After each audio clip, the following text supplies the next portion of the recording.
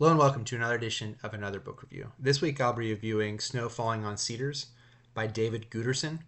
This is going to be a spoiler full review. It's kind of difficult to talk about this book without spoiling it because it's something of a mystery, and so I will kind of let you know when spoilers will begin.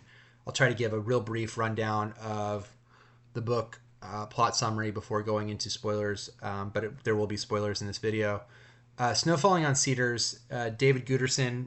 Before I go into that, I'll talk briefly about David Guterson, give a brief spoiler-free overview of the plot. And at that point, I'll probably go into spoilers, talk about stuff I liked and stuff I didn't like, who I'd recommend the book to, and finish off there. I'm not sure what I'll be reading for next time. David Guterson has been a writer for a while. This book is his first novel and his most famous work. Before the novel, he actually wrote, looked like online, he did a short story collection I think was pretty well received. And then he wrote, I guess, a book on homeschooling. I've never read any of his other stuff. This is his first book, came out in 1994 and won a series of awards as a #1 bestseller. So it was very, very successful. It was made into a movie in 1999 that had a pretty stacked cast. Based on what I'd never heard of the movie, but from what I gather, it was not super successful, even though they had a lot of big names. It came out in 99. And this book was something of a well-known book. I think I saw this on the list of books that were nominated, I believe, for the Pulitzer. I don't know if it ended up winning the Pulitzer. It did win a PEN Faulkner and was really well received. After this book came out, I don't think he's written anything else that has been up to this acclaim. I believe he continues to write. He's written, I think, 9 or so other works, including works of poetry. But he is best known for this work. And what the work is a novel centered around a trial of a Japanese American veteran who is accused of murdering one of his fellow fishermen in a village, kind of an insular fishing village in Washington State. I believe that the book is set in 1954. Many of the characters are returning war veterans who have settled in this village, and they have continued this way of life. Many of them have family and traditions that go back a very long time here. And so that's what the book is about. The book is really about this trial, and from the trial, we learn more about basically the entire town. We learn more about this character who is the accused, his wife, a journalist who has a previous relationship with his wife, as well as the victim, the fisherman, and the various townspeople. So it's a trial novel, and that's basically what it is. It follows this trial and is centered around the trial. We learn about the crime through the trial, and it's really about the various townspeople, as well as this accused, as well as about the war, as well as about Japanese internment. So there's a lot of stuff that's going on in the novel. That's really all I can say as far as the without spoiling it. So, and I also just want to be free to talk about it while spoiling it. So I don't want to censor myself. So what we'll go ahead and do is we'll go into spoilers. So if you've made it this far, I guess overall I should probably say I thought the book was really well done in some places and could have done with there's one or two I think major flaws in the book, but I understand the things that it does well. It does extremely well. David Guterson worked on this for 10 years, and the level of craft and level of care in this book is very evident.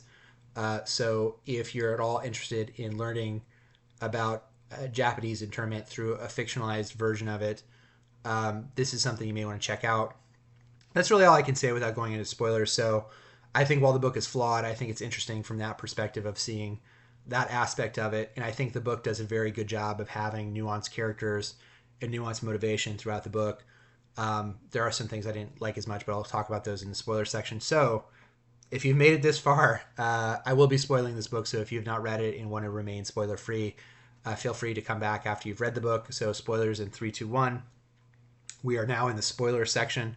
So what did I like about the book? I think the book is really well written from a craft standpoint. Like I said before, I think he does an amazing job of giving you the feeling of place in this very like snowy, insular fishing village where everyone knows everybody else, and you have the townspeople are all kind of named. Excuse me, and he does a great job of kind of making you feel like a real community. He, at the beginning of the novel, kind of names the major places of the town, names kind of the major characters. and the community felt very lived in and real. And you get the sense of these people kind of relying on each other because it's a very harsh environment and the sense of trust in this small town. And I really love the device of having the trial and having everything kind of based off this trial. He also does a really, really, really great job, in my opinion, of kind of weaving in past and present. So you have the trial that's basically like a spine of the novel, and everything kind of goes off that spine as you're kind of going in and learning about these characters. I really enjoyed kind of the character motivation for some of the characters. They're not really all good or not really all evil, or many places in the book they question morality of what they're doing. There's a character who is Carl. The victim is a man named Carl Heine Jr. His mother. I just let me go real quick into maybe a spoiler full plot summary. So the spoiler full plot summary: there's a man named Carl Heine who's a fisherman in this village, who is a veteran of the war. His mother, before the war, Carl Heine's father owned a bunch of land. He makes a deal with the Kubo, I believe, is the person on trial. His father and Carl Heine Sr. make a deal for some land that Carl Heine Sr. holds. Because of the time, Japanese Americans were not able to, and I believe at that point, his father was not born in America, so he is Japanese. He's a Japanese descendancy. He is not allowed to own land in Washington State. Because of this, Carl Heine Sr. makes a deal with him, this basically like 10-year series of payments that he has to make in order for him to hold the land. And the way that the plot of the book works is, I think it's 1 or 2 payments before that final payment is made. Kubo's father and Kubo's family is taken from this area as part of the Japanese internment, and he's not able to make those final 2 payments. So what ends up happening is Carl Heine Sr. dies, and his wife basically takes the deal and ends it and cancels it basically, and sends Kubo's family back the money that they had given them already on the land, and basically cancels the deal. Even though they had, I think, like 2 payments left, she decides to sell the land to somebody else and uses this money to move to an apartment. And in her mind, it's like, well, we didn't finish the deal. You didn't make the payments. It's not my problem that you didn't make the payments. And she felt kind of beholden to her husband's deal until he passed away, and then it wasn't her deal. And I like the moral ambiguity of that character of basically saying, well, this wasn't my agreement. I didn't agree to this. And so there's a question of whether or not the agreement was real or not real. I thought that there was some real questions of that. I personally probably would have said they made the deal in good faith, and you're now basically using these extenuating circumstances to not cheat someone, but not finalize the deal. I think in her mind, the fact that she gave them back the money negates it. There's a question of whether or not she had undue gain from the land that she did sell, because the land had appreciated in value. So I liked all the complexities of that. I thought that was really interesting. And so because of this, Kubo has kind of a chip on his shoulder about this land that he feels that his family is owed. And so when the now owner of the land is going to sell it again, Carl Heine Jr., out of convenience, I guess, I don't really know why he just chooses to do that. The book's not really that interested in Carl Heine Jr.'s reasons for doing very many things.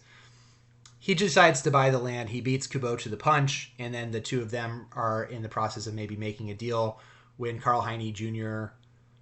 Agrees to the deal, Kubo leaves, and then there's a storm that kind of basically comes, or a ship comes in the wake of the ship.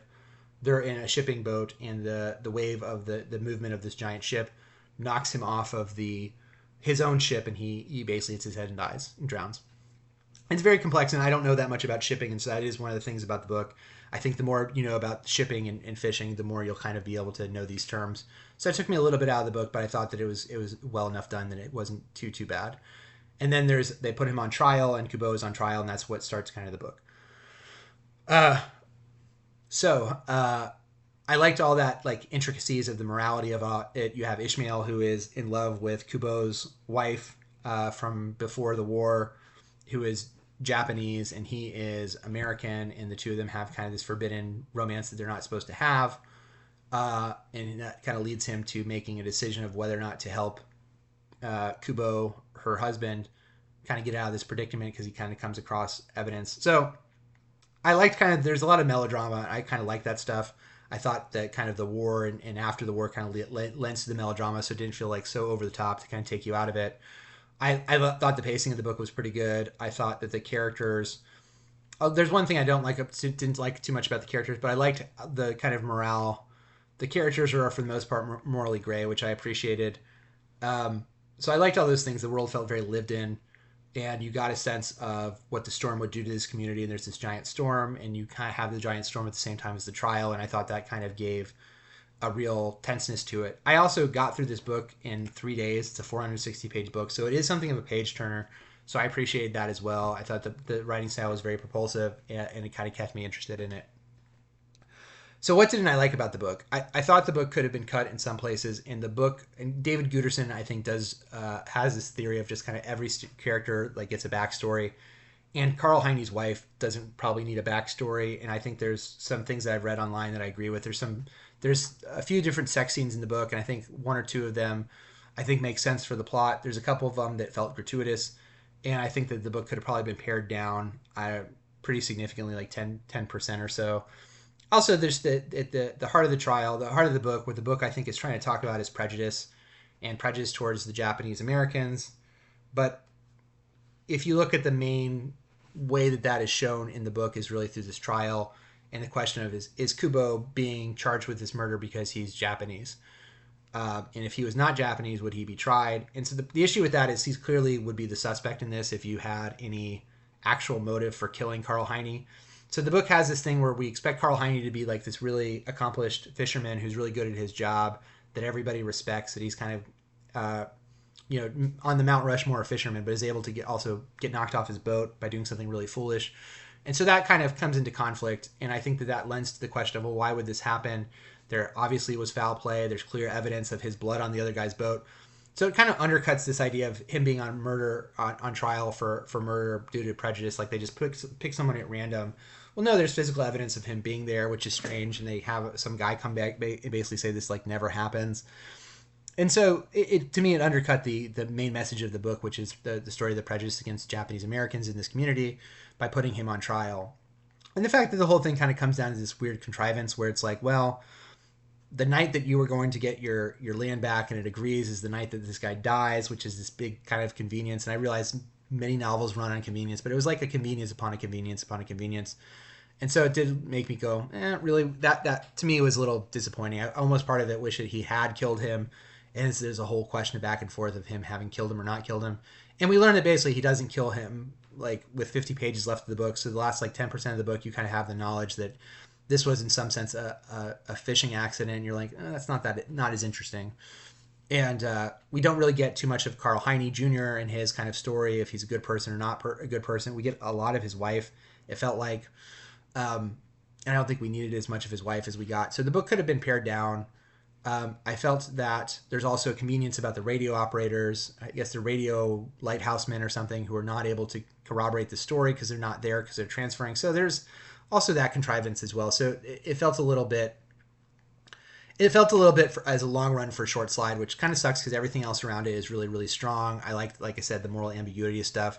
The war scene with Ishmael is really great. The stuff with the internment camp is really hard to read, but is also, I thought, well done. So, I enjoyed all that stuff. At the end of the day, it is something of a tainted by the ending and tainted by the trial and tainted by kind of the setup, because everything around the setup is really interesting and really good and really well done. And it's the core of it is the story that doesn't quite work.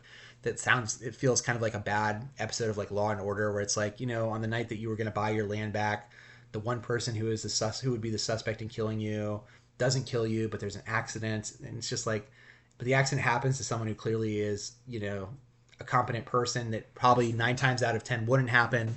And so there's all these contrivances that kind of take away from the story. And I wish he had maybe found a better way to have this kind of whodunit be a little bit more. Either he needed to have killed him, which would have been an interesting story about this person who kills somebody and gets away with it, And would that have been justified given the way his family was treated by his other family, which to me would have been a more interesting story. Because you have the question of, well, why didn't he go to the police officer with this information if he knew that this guy was missing and all this stuff? And there's not really a good answer there of why he was not more forthcoming to the police officer.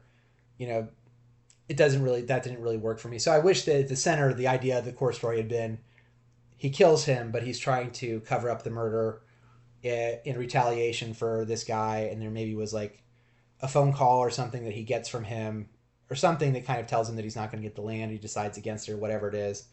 You know, I like the fact that his mom was cheap, and then part of him dying is because he is cheap. I enjoyed that. Coming from a family of cheap people, I did enjoy that part of it. But overall, it's a weird book to recommend. I do overall recommend the book because I think from a writer's perspective, if you're learning craft, if you want to learn how to kind of weave in and out of time, I think the book does a really miraculous job of that. I also like the idea of having a spine for a story, and I think David Guterson understands this, and I think the spine runs through, and that part of it works overall. I just wish maybe the center of it, the story at the center of it, had been more to my liking and maybe less of a bad Law and Order TV show episode. I thought the melodrama of Ishmael and I don't remember if her name was Katsu or whatever that character's name was. I was maybe a little bit less enthused about that, and I felt that like Ishmael and his like determining whether or not he's going to stay on the island and follow in his father's footsteps. I enjoyed kind of that push and pull, but their relationship to me was a little strange, and I didn't really understand why he's not able to kind of move on from this person. And I also thought like, you know, to stay on the island seems like the worst possible thing that you could do in this like tiny insular community if you're really in love with this person. It seems like the more mindful thing would be for you to put distance between yourself and this person and kind of get out of town and move to a bigger city. And I think there's indication that he does do that, but it's not clear why then he comes back. And so overall, who would I recommend the book to? If you're interested in learning about Japanese internment through a work of fiction, I think this is a good book. If you're interested in learning about kind of small towns and seeing kind of small town fiction of how small towns interact, I think this is a really great example of setting up a real world that feels very lived in with real people. I felt that having a spine of the story go through from the beginning to the end, I thought was really well done. I thought his characterization of different characters within town was really interesting. So I liked all those things. It's not clear to me, like, Carl Heine's mother seems to kind of fall out of the book at certain places. So sometimes she's in it, sometimes she's not in it. So that was a part of it that I questioned. But overall, and maybe that's just because it's not her story. So why are the Heines in this book so much if it's not really their story? Anyway, overall, I thought it was good. I thought there were places where he maybe could have trimmed, but I thought the writing on hand was really sentence to sentence very well done. And I think he does an amazing job of painting this world, even if I think the plot at the center of it could have been improved. So that is Snow Falling on Cedars by David Guterson. Like I said, next time I'm not sure what I'm going to be read. If you have read this, and I know I see a lot of people, I was surprised when I heard about this book because I had not realized it's had something of a long life. And on Goodreads, when I flagged it, there's like thousands of people who are going to read this or wanting to read this. So I didn't realize that it had such a long legs on it. If you have read it, please let me know your thoughts. If I really misconstrued what you think the book is trying to say, please let me know. If you've enjoyed this, please feel free to like the video, subscribe to the channel. I'll leave the link below to my Twitter channel. Until next time, bye.